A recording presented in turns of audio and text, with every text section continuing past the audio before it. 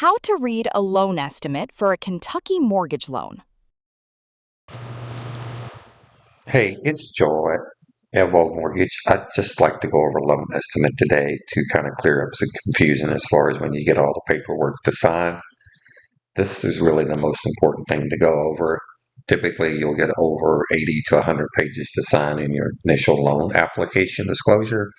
So I always tell my borrowers to look at the loan estimate. It's about 3 pages long. Uh, and usually it tells everything as far as the loan terms and stuff like that. So the first section here is the uh, first page of the loan estimate. So you basically have your name, property address, sales price. Over here you have conventional, FHA, VA, and is the rate locked? This is very important as far as the rate lock. You need to check that on your loan estimate always, because if the rate is not locked, uh, Section A here, as far as your finance charges, these sections here in Section A could change as far as your points and fees and stuff like that. So that's always critical to watch that on your loan. So this is just the sales price here. And then this is the loan amount. This is the interest rate, the principal and interest. Down here, does it have a prepayment penalty? Is there a balloon payment and stuff like that? It's very important to look for. Projected payments with mortgage insurance and escrows, principal and interest. This would be your total house payment. And then mortgage insurance, if it drops off, will show over here without the MI. Taxes and insurance are always estimated on the loan estimate. That section can change unless you know the property tax bill and your home insurance quote. Be wary of that changing as far as your cash to close and monthly payment. Your estimated loan cost here is basically on section page 2 of the loan estimate. I'll go over that next. And your estimated cash to close includes closing costs, down payment, prepaids, taxes, insurance, and odd days interest. So if we go to the second page of the loan estimate here, this section A here is the cost of the loan. Like, do you have to pay points or fees? Is there any underwriting fees, application fees like that? These are the origination charges. Again, this can change depending on if the rate is locked or not. Section B here typically does not change that much as far as your appraisal fee, your credit report fee, flood cert, tax monitoring. So anyway, the services you can shop for, typically this shouldn't change either, because most people know these fees up front. And again, these are services that are required from third parties to do your mortgage loan. It doesn't go to the lender. Section C here is for services you can shop for as far as the title work. Title insurance is always required in Kentucky. Then you have a closing fee with the attorney or title company. You have the lender's title insurance, and then any type of pest inspection fees or survey fees go here. Appraisal fee always goes in Section B, because a pest inspection and survey fee is services usually that you will order, not the lender. So that you add all this up, A, B, and C, it would basically be your total loan cost. On the right-hand side of the loan estimate here, let's kind of go over that with you. So on the right side here of the loan estimate, you have your charges to record the mortgage and the fees. Usually that's set as far as the cost.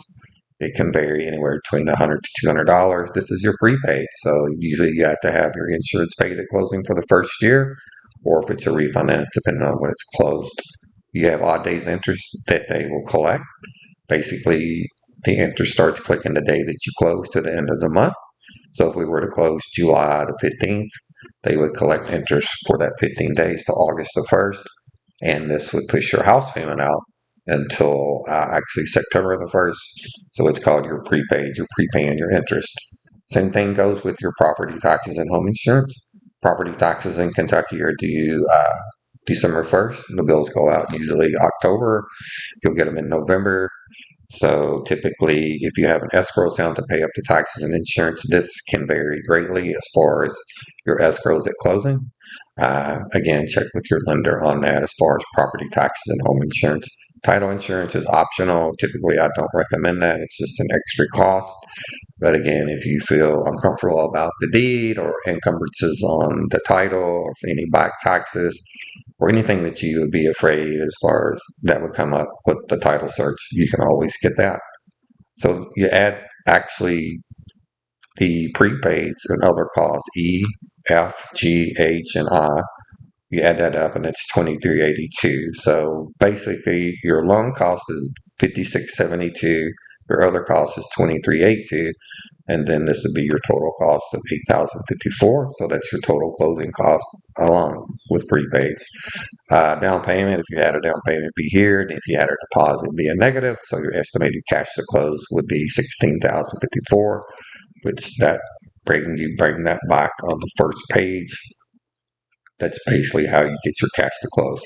As far as shopping for the best interest rate, so again, if the loan is locked, that's really how you start shopping for it. If it's not locked, I mean, the fees, interest rate payments can change greatly. So always go off a locked loan estimate when you're comparing things.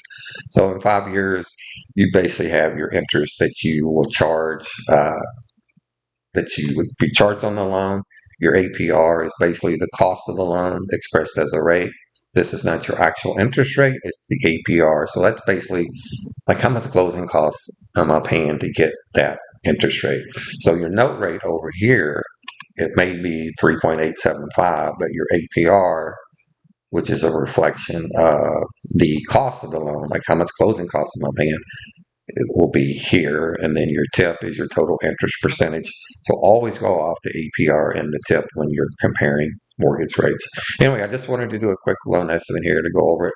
If you have any questions, concerns, you can get with me on that.